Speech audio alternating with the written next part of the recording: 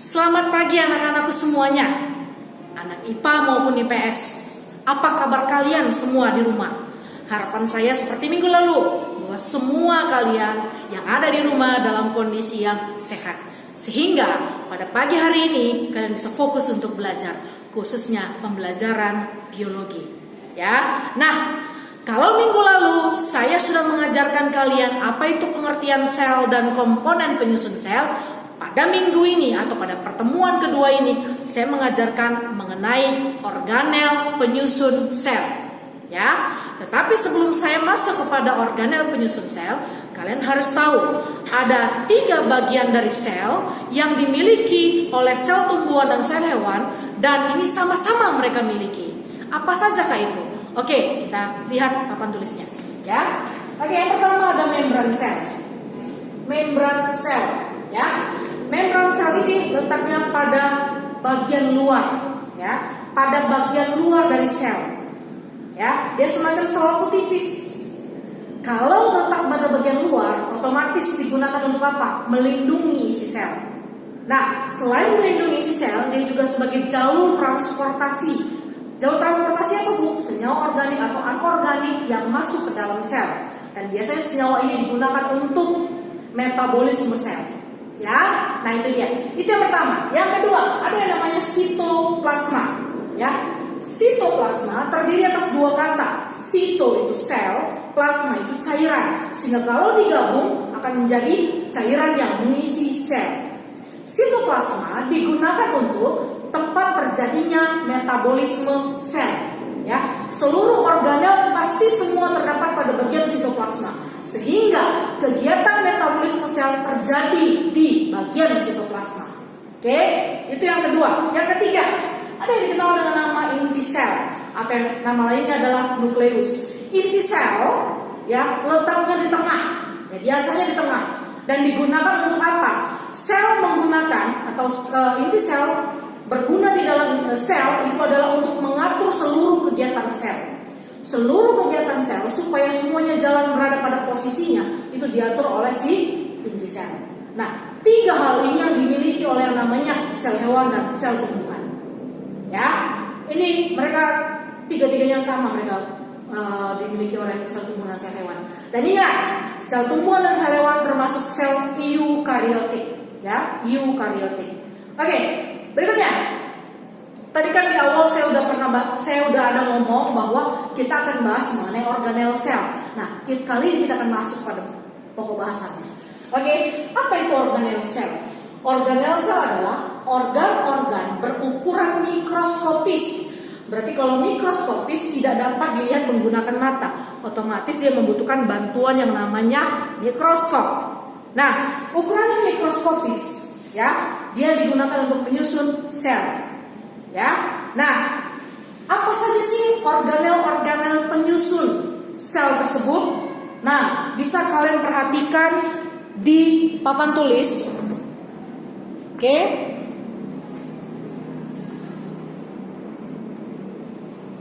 Oke, yang pertama, ya, ada dinding sel. Oke, dinding sel itu letaknya pada bagian luar, sama seperti dinding rumah kita, sama seperti dinding di ruang kelas. Digunakan untuk apa? Ya, digunakan untuk apa? Untuk melindungi yang ada di dalam kelas tersebut, untuk melindungi rumah tersebut dari mana? Dari apa saja? Dari apa saja? Ya, karena letaknya di luar sehingga fungsinya sama dengan membran sel. Ya. Oke, dinding sel hanya terdapat pada sel tumbuhan. Ya, dinding sel itu memberi bentuk pada sel sehingga bentuk sel tadi tetap tidak berubah-ubah. Ya, dan biasanya dimiliki oleh sel tumbuhan. Ya. Oke. Sekali lagi saya ulang. Dinding sel letaknya di luar.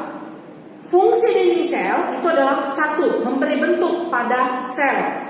Sehingga sel tadi memiliki bentuk, mau dia persegi, mau dia prisma, mau dia apa saja, yang penting dia punya bentuk karena dibentuk oleh si dinding sel. Yang kedua, sebagai pelindung isi sel. Nah, yang ketiga, sama seperti membran sel tadi, melindungi sebagai jalur transportasi. Transportasi apa, Bu? Senyawa organik dan anorganik yang akan masuk ke dalam sel. Itu dia, ya. Oke, dan biasanya dinding sel ini itu sifatnya kaku.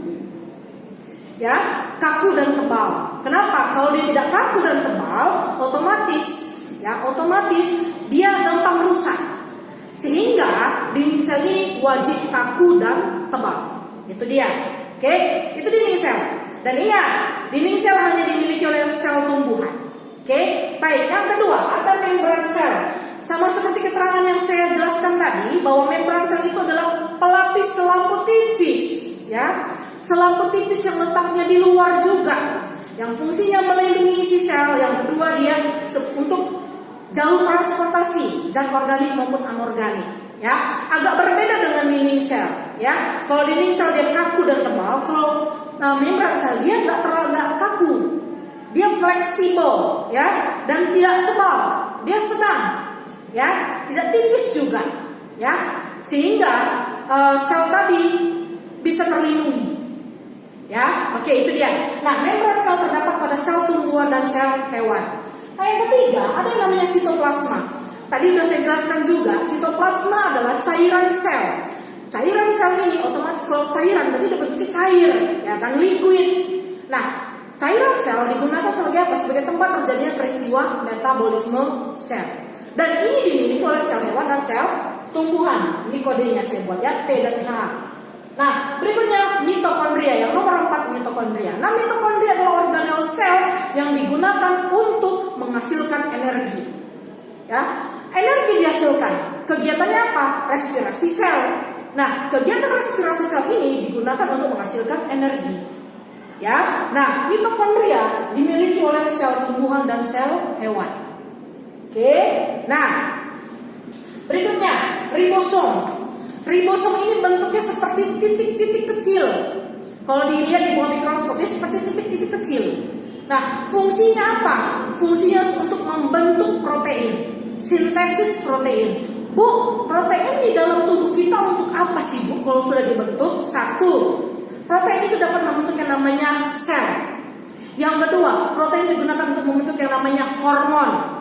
Yang ketiga, protein dapat dibentuk untuk membentuk yang namanya enzim. Jadi sintesis protein itu perlu sekali dalam tubuh kita, ya. Nah, dan itu dilakukan oleh namanya ribosom. Nah, ribosom ini terdapat pada sel tumbuhan dan sel hewan, ya. Berikutnya, ada yang dikenal dengan nama retikulum endoplasma. Retikulum endoplasma penampakan fisiknya itu seperti saluran, ya, seperti saluran berkelok-kelok. Dan terhubung langsung dengan inti sel, ya, terhubung langsung dengan inti sel. Nah, pada bagian saluran tersebut ada yang di atasnya ditempeli oleh namanya ribosom, sehingga dikenal dengan nama retikulum endoplasma kasar, ya. Karena ditempeli ribosom, secara otomatis retikulum endoplasma kasar fungsinya sama seperti fungsi ribosom, yaitu untuk apa? Mensintesis protein, membentuk protein. Ya, nah ada juga bagian dari retikulum endoplasma yang tidak ditempeli oleh ribosom, yang dikenal dengan nama retikulum endoplasma halus. Ya, nah apa fungsi retikulum endoplasma halus? Ini digunakan untuk mengangkut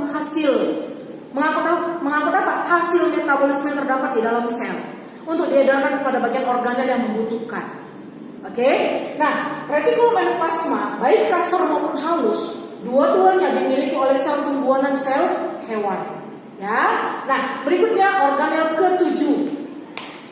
Organel ke-7 adalah organel badan Golgi. Ya, sama seperti retikulum endoplasma. Retikulum endoplasma itu bentuknya seperti saluran berkelok-kelok.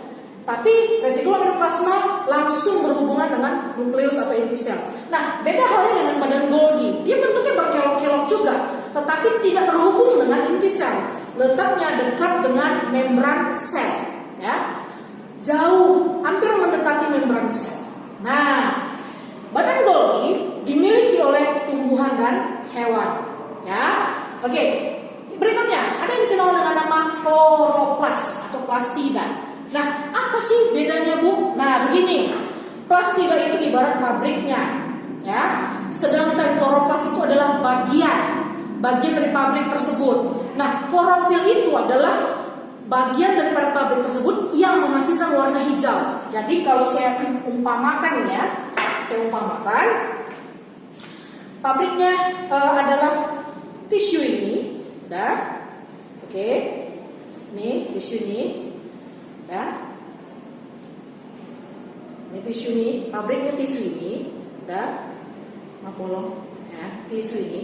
Nah, sedangkan si ini plastida namanya, pabriknya itu plastida. Oke, sedangkan si kloroplas itu adalah bagian dari pabrik. Ini saya buat lebih kecil ya. Tisu saya ambil, saya buat lebih kecil, saya taruh di sini. Kemudian si kloroplas ini memiliki yang namanya klorofil. Nah, yang warna ini tutup spidol, saya taruh di sini. Ya, jadi seperti ini dia. Oke, jadi plastida itu pabriknya, sedangkan kloroplas itu bagian yang di dalamnya terdapat yang namanya klorofil. Nah, klorofil inilah yang dikenal dengan nama zat hijau daun. Ya, zat hijau daun tersimpan dalam kloroplas. Nah, kloroplas terdapat dalam plastida. Ya, kenapa saya buat dua ini? Ya, terkadang ada di dalam buku atau di dalam gambar-gambar dia tertulis tidak plastida, tetapi kloroplas. Terkadang ada juga kloroplas dia tertulis plastida. Nah, seperti itu. Nah, plastida atau kloroplas ini terdapat pada sel tumbuhan. Ya. Nah, berikutnya ada vakuola makanan. Vakuola makanan ini bentuknya seperti bulatan aja, seperti kantong. Nah, kantong bulat seperti ini yang di dalamnya digunakan untuk mencerna makanan, khusus pada sel tumbuhan. Nah, vakuola makanan pada sel tumbuhan ini cukup besar, ya, karena peristiwa pencernaan makanan terjadi pada bagian vakuola makanan. Kalau pada hewan tidak, dia kecil saja, bahkan nyaris tidak ada. Ya, nah berikutnya ada yang namanya sentriol. Nah, sentriol ini apa? Sentriol ini adalah bagian yang terlibat di dalam peristiwa pembelahan sel.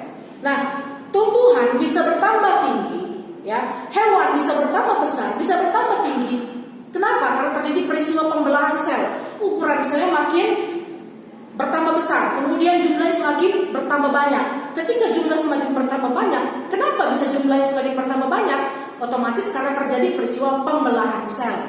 Nah, si sentriol ini digunakan sebagai sangkutan si DNA atau RNA yang akan membelah nanti, ya, yang akan membelah nanti, sel yang akan membelah nanti.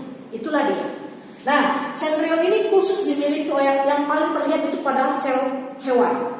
Ada sel tumbuhan ada, tapi tidak terlalu kelihatan jelas. Oke. Berikutnya ada lisosom.